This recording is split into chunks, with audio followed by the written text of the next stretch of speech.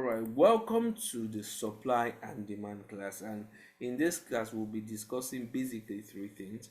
And I want to quickly say that if you have not seen my video on market structure, please do well to go watch it.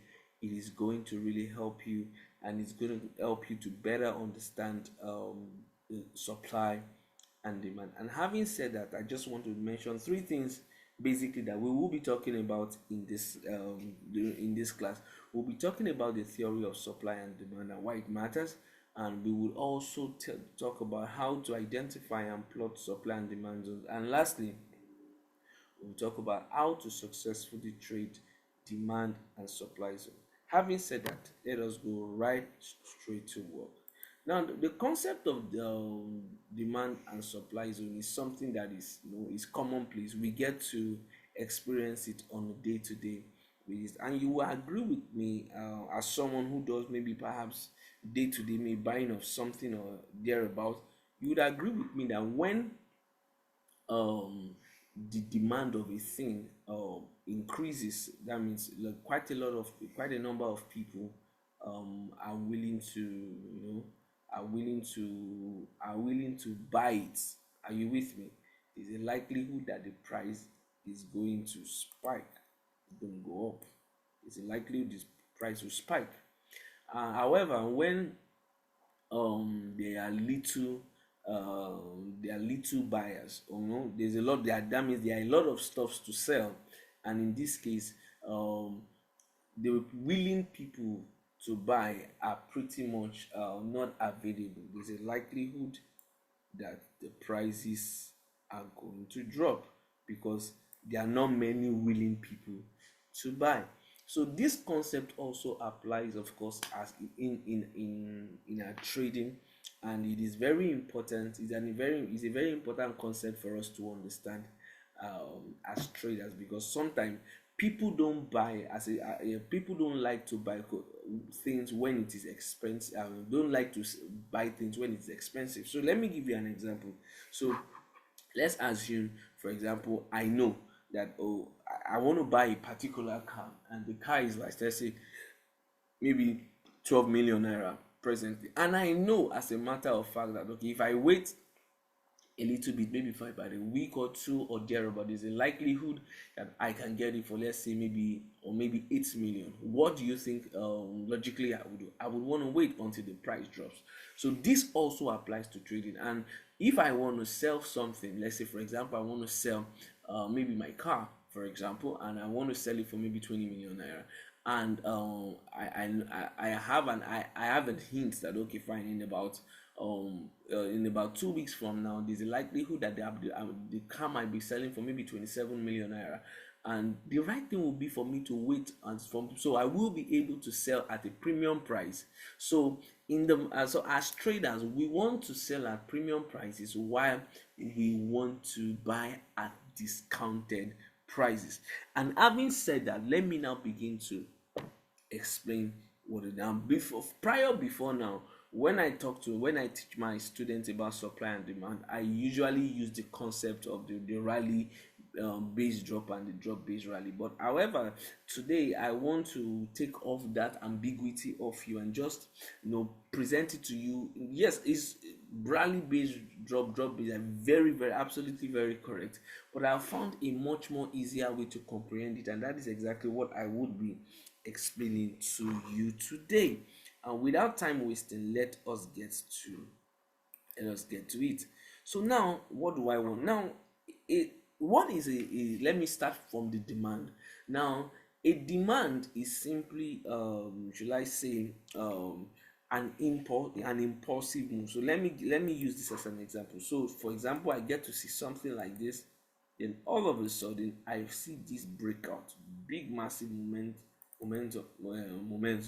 Now this tells me, oh, now this move that went way big into this direction. Now when price, there's a likelihood that I'm not going to buy at the top here. I'm not going to buy here. I won't buy here. I would actually want to buy at a premium, as a discounted price in this case, which is this place. So let me show how do we go about plotting it, because that is very, very, very important for us. We must understand how do we. So the idea is that, having the idea for us is that, once we are able to identify the impulsive move, we wait it out until price returns right into our zone. So what do I mean by that? I mean, after this move goes up, my expectation will be that there will be a return back. That price is going to do something like this and return back into my. That means price is going to do something like this and come back into this place. When it enters back into this discounted position, then I will be willing to buy it. I will be willing to buy it when it comes back into this discounted position. And in the same vein, I will, if we look at it in terms of our supply, so that is going to be that I would mean that if this is what I have, and I want to, so for example, I'm coming from a downtrend here, and I have this impulsive move downward. Okay, now I would want price to get back, to track back into this zone here. Well, they will be what? They will be more willing sellers who will be more willing to sell at a premium price. So I would what I'm going to do, I would need price to just leave the zone and come back into this zone before I take my sell. Now, to help us understand this concept, let us quickly go into the chart to explain this to you. Now quickly. Now, if you look at this, for example, now you would agree with me. For example, you would agree with me from what we have here based on market structure. What we have at the moment is that we are, of course, in an uptrend. If I have this here, I have this here. Let's not without time wasting here. Then we have this. Now, at the moment, we are in an uptrend. So what do we want to do? We want to look for buy. Then we want to look for demand zones. Can you see? Where is the demand zone? Can you see this demand zone here? So we have a couple of them. This is one, this is another, this is another, this is another. Now, what do we need to do? What do we need to see?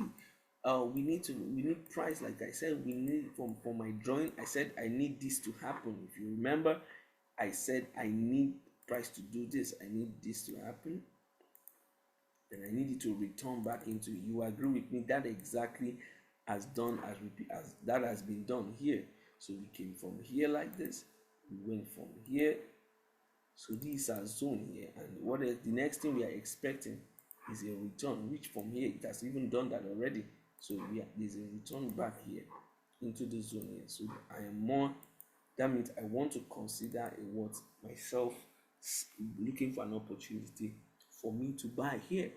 So the question is that how do I get to mark this zone? Very, very important. Very, very, very important. Now I want to look for, so I'm going to look at my most recent demand in this case, which is here. I want to look for the candle before the impulse.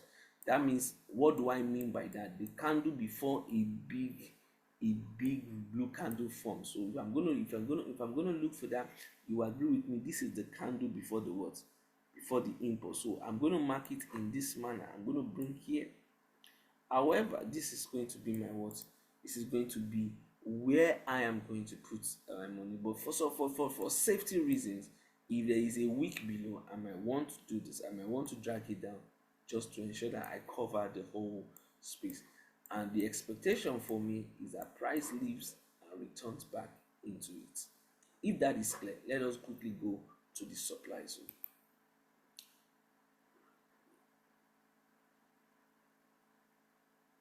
Now to the supply zone, like I said, just like the demand zone, you can see that first thing first, price carefully departs from this point here, and also returns back into it. Now I always say this. Now, demand zones and supply zones, approved demand and supply zones must have what we call a break of structure. Approved demands and supply zones must have what we call a break of structure. That means that if it's a demand zone, for example, it must break, it must give us what we call a break of structure. What is a break of structure? That means that the most recent eye, in this case, this place is broken by this upward movement. This eye here is broken by this upward movement.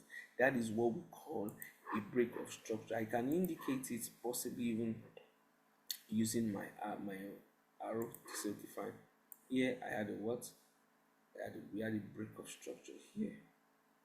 Very important here. So the break of structure, the demands, the impulsive move breaks the current I, and we have a return back into it. Once we do that, then we are surefire ready to mark our zone. Remember, I said that we mark our zone. The candlestick before the impulse. That means in this case, this candle, this gray candle here, I can mark it this way. But I said for safety, I will decide to drag it a little bit down to match up with the wick, and I will be good to go for a sell, for a buy trade here. And if it's for a supply zone, what do I need to do? The same thing happens. Now this is the move is coming from the top here. I must see a break of structure. This low here must be broken by what? The low must be broken by this impulsive move that comes down here. This move that comes here, it has to be broken. I need to show you that so you can see what I'm talking about. The low, as you can see, this low has to be broken by this move down here. The totality of it breaks this zone, it breaks it. That's why I drew this arrow to indicate the break.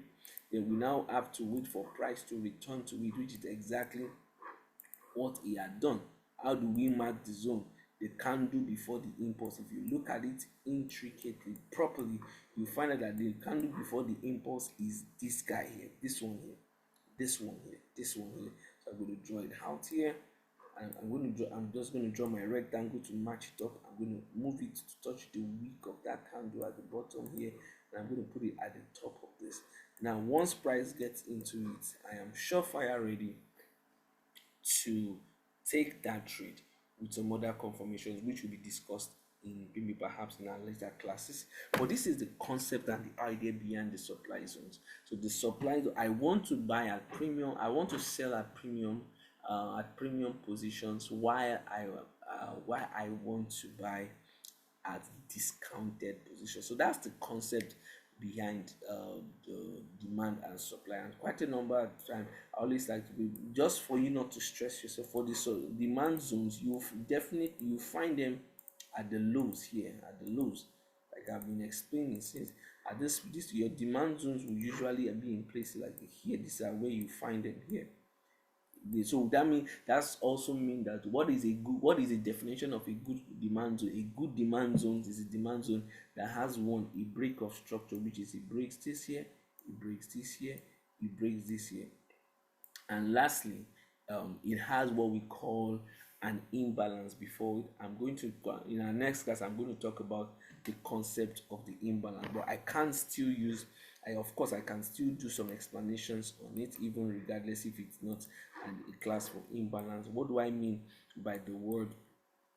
What do I mean by imbalance? I mean that there's still a candle, there's still a range between the candle. There's still a gap between our candle. So excuse me please. So if you look at it here now, that if you look at what I'm talking about here, maybe perhaps we can just take one step down to the 1 hour time frame or so. You can take it to H1. Beautiful. If you take it back to the 1 hour time, you can see that there's an imbalance here. What do I mean by that? There's still a gap between this place here.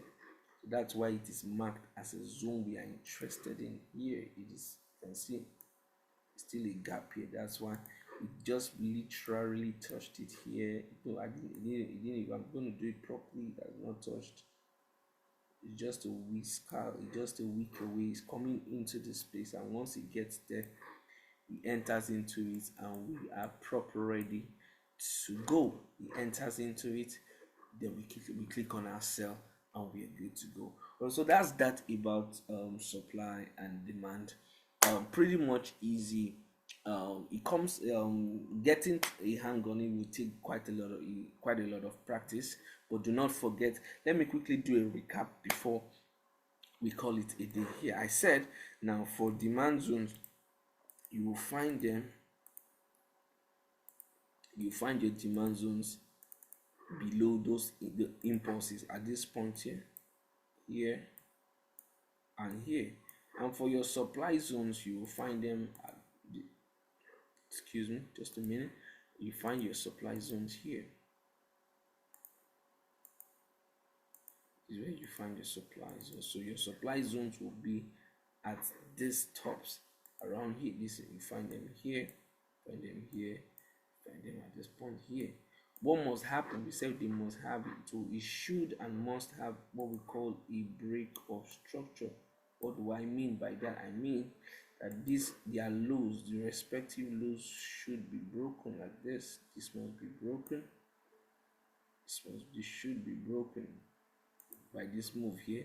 This also should be broken by the move here.